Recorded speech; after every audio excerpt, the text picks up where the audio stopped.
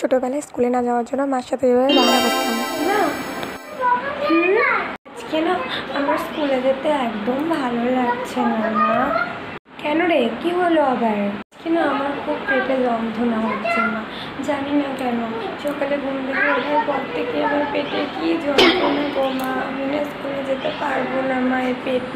ও আচ্ছা, রোজ বানানো না, রোজ বানানো কেন? স্কুলে না যাওয়ার জন্য রোজ বানানো তোর এমন অবস্থা করবো না, স্কুলে স্কুলটা আমার মেয়ে। ও ঠিক আছে, আচ্ছা তুই রেস্ট নেবো না? ঠিক আছে যা, তুই রেস্টটা নে। আচ্ছা ঠিক আছে মা।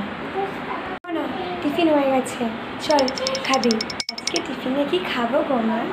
কাঁচকলা সিদ্ধ আর মুড়ি।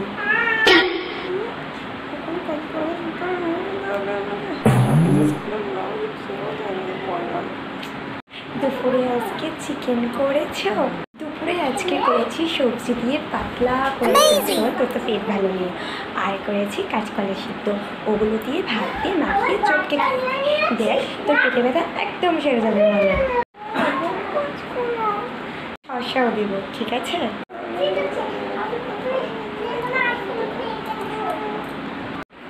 কেমন লাগে? এখন না আমার পেটটা একটু আগের থেকে অনেক ভালো আছে। এখন তো কিছু খেতে দাও না। কি এখন আবার অন্য তরকারি? একদম না, চুপচাপ ওখানে বসবি। আমি চিড়ে সিদ্ধ করে নিয়েছি, ওই চিড়ে সিদ্ধটাই তুই খেয়ে নিবি। ওর পেট খারাপ, ও নাকি খাবে অন্য মশলাদার স্পাইসি তরকারি। একদম না মানে, আমি চিড়ে সিদ্ধ করে আনছি, ওটাই তুই খাবি, বুঝেছিস?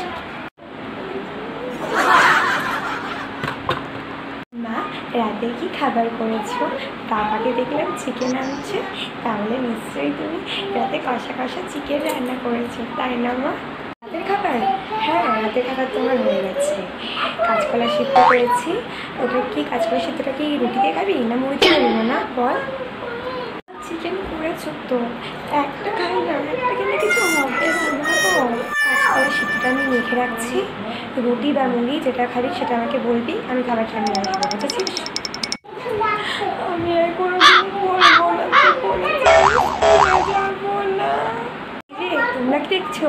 তাড়াতাড়ি সাবস্ক্রাইবটা করো।